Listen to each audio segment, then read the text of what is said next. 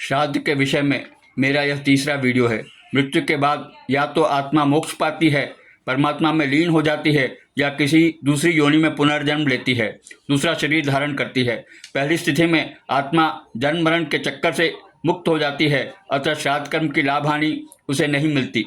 दूसरा शरीर धारण करने पर उसे पारिवारिक सदस्यों द्वारा किए गए श्राद्ध कर्मों के पुण्यफल प्राप्त होते हैं, यदि वे कर्म श्रद्धा से या एवं ईश्वर पर पूर्ण विश्वास से कि ईश्वर उनका पुण्यफल अवश्य प्रदान करेंगे की भावना पर आधारित हों। ये बातें ईश्वरीय विधान पर हमारी आस्था पर आधारित हैं, तर्कों पर नहीं।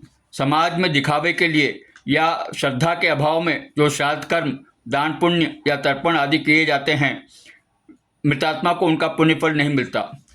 समर्थ धनवान व्यक्ति शुद्ध संकल्प कर श्राद्ध कर्म, दान आदि शुभ कार्य करता है तो प्रभु उनका पुण्य लाभ मृतात्मा को अवश्य देते हैं। धन के अभाव से ग्रस्त साधारण व्यक्ति भी ईश्वर की श्रद्धा से, भक्ति से प्रार्थना करे तो श्राद्ध कर्म वैसे ही हो जाते हैं। उनका पुण्य, जिसका पुण्य लाभ पितरों को अवश्य मिलता है।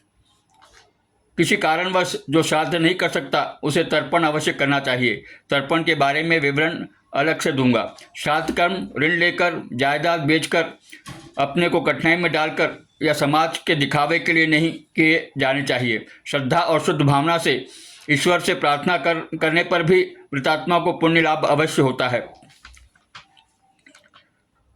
श्राद्ध करवाने वाले पंडित से श्राद्ध कर्मों का महत्व, मंत्रों का अर्थ जान लेना चाहिए, समझ लेना चाहिए। उसे यथोचित अपनी क्षमतानुसार दक्षिणा देनी चाहिए, भोजन आदि करवाना चाहिए।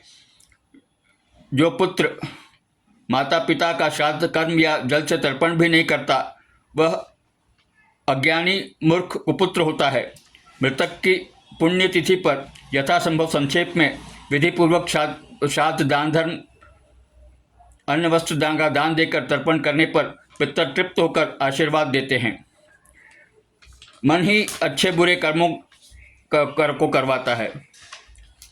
मन ही हमसे अच्छे बुरे कर्म करवाता है। इसलिए हमें चाहिए कि हम अपने परिवारजनों की, शत्रुओं एवं मित्रों की, जगत में जीव मात्र के लिए हृदय के निर्मल भावना से सदैव शुभकामना करें।